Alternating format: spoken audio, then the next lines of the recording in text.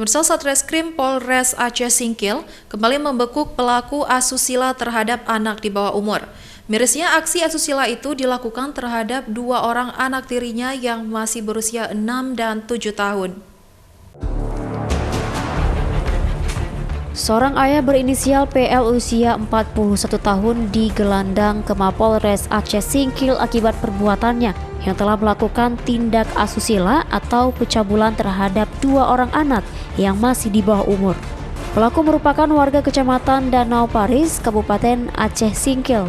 Mirisnya, 2 orang korban adalah kakak beradik yang merupakan anak tiri pelaku dan masih berusia 6 tahun dan 7 tahun. Dalam pemeriksaan, pelaku mengakui telah melakukan aksi bejatnya itu sebanyak 5 kali sejak Oktober hingga akhir Desember 2022 di kediamannya.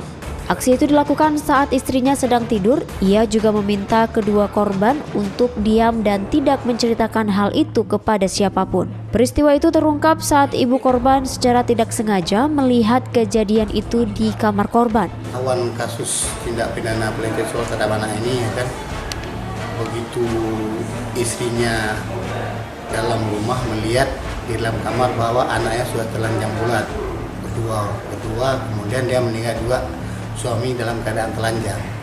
Jadi itulah timbul kecurigaan bahwa suaminya itu sudah meniduri ataupun sudah melakukan pelecehan seksual terhadap kedua anaknya itu.